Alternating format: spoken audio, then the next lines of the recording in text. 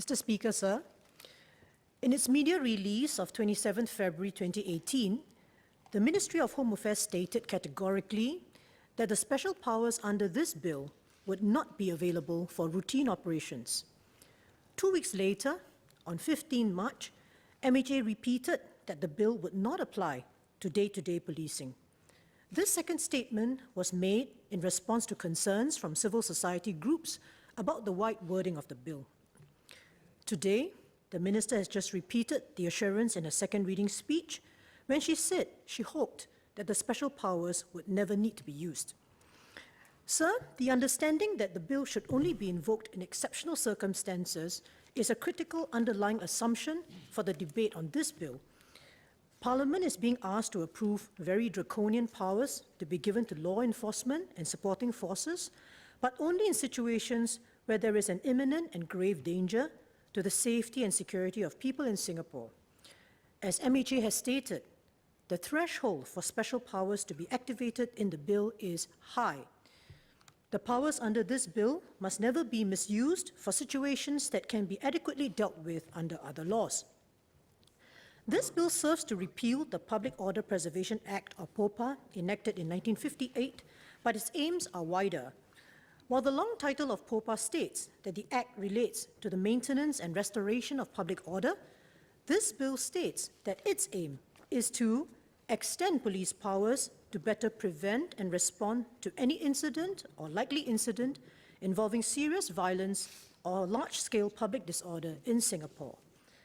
Thus, this bill envisages prevention and response not just to public disorder, but serious violence as well.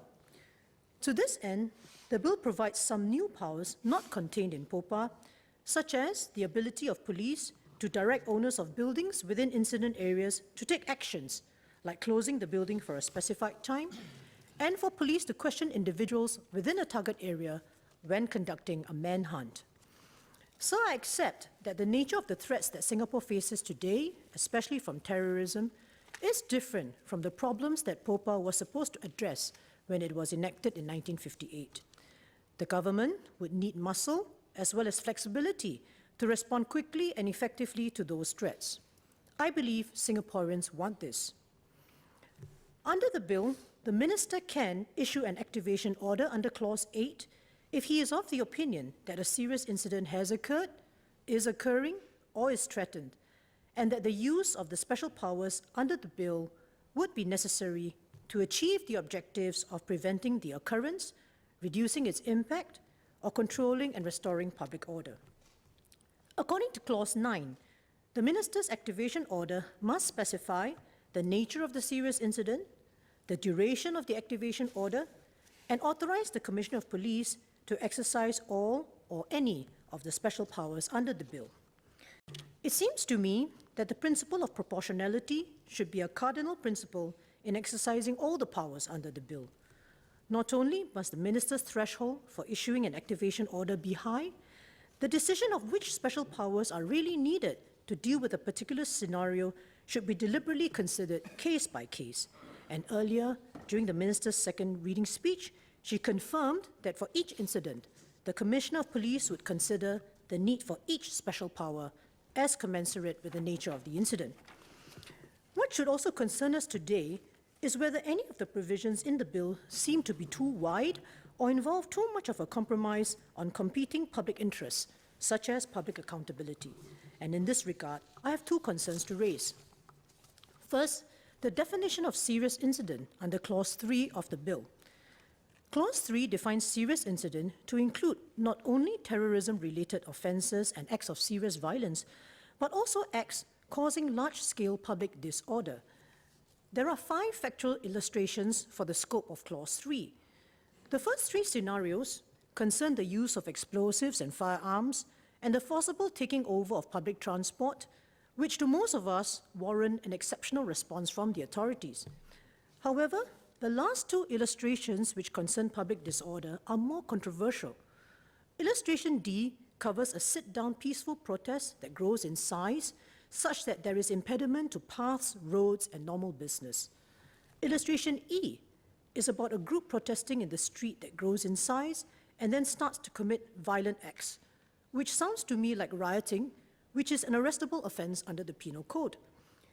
I would like Minister to explain why the existing laws are not adequate to deal with such scenarios as in illustrations D and E. In addition, it seems to me that in these scenarios, any law enforcement operation would not be tactically sensitive to warrant the use of special powers such as the communication stop orders, a topic I shall deal with next. Sir, notwithstanding what the Minister has said about the communication stop orders, I'm still most concerned about Clause 30 and 31. It is stated that the Commissioner of Police can issue a CSO to ban the making of relevant films or pictures and to ban exhibiting or communicating any relevant film or picture or relevant text or audio message.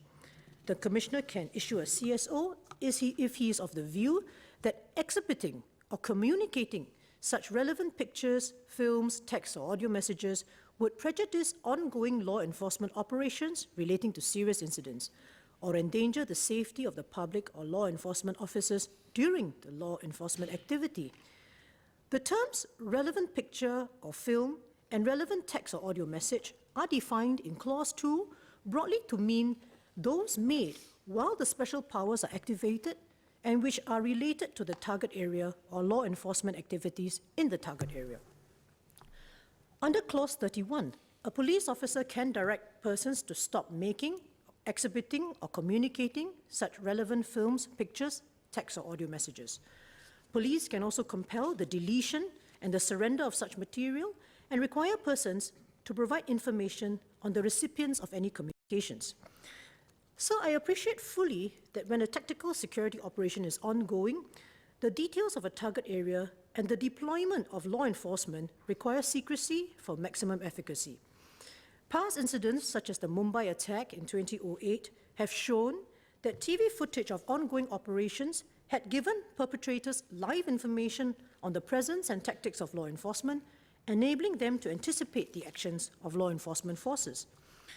However, on the other hand, it has also been proven in past incidents that footage or photographs taken at the scene of major incidents prevented fake news and enabled the truth to emerge after the incidents were over. For instance, in 2009, a G20 summit meeting was held in London, and a police operation codenamed Operation Glencoe was mounted to manage protesters. While the operation was on, a man named Ian Tomlinson suddenly fell and died while in the vicinity. Police initially denied that they had any altercation with him until a video taken by an American there on business showed Mr. Tomlinson being pushed to the ground by police. This led to inquiries that uncovered the truth, which would not have happened had contemporaneous videos not been recorded. So while I can accept that the transmission of relevant films, pictures, text, and audio messages during a tactical operation may jeopardize the effectiveness of the operations, I do not accept that the making and the storing of such films and pictures for later viewing will undermine such operations. So as regards how such films and pictures can guard against police abuse, MHA stated on the 15th of March that this was not required, as police would always look into any feedback or complaint about misconduct of its officers seriously. However, the reality is that in any investigation, evidence talks. If it is a case of he says, she says, the burden will fall on the complainant to prove the complaint. A ban on making relevant films and pictures does not promote fact-finding and accountability. Now, I note what the Minister had said earlier in her second reading speech about the operational difficulties that the police may face on the ground to distinguish between who is simply just making a film for record or who is contemporaneously transmitting the films. And as a former police officer, I understand that difficulty fully. Nevertheless, even if the offense of making films needs to be on the books in the government's assessment, I would hope that the government would be slow to prosecute if the film or picture adds value to post-review investigations. So, sir, in summary, I still have my concerns about the compromise we're making in the CSOs, and I would ask the government to adopt a more constructive approach towards unofficial recording of major incidents.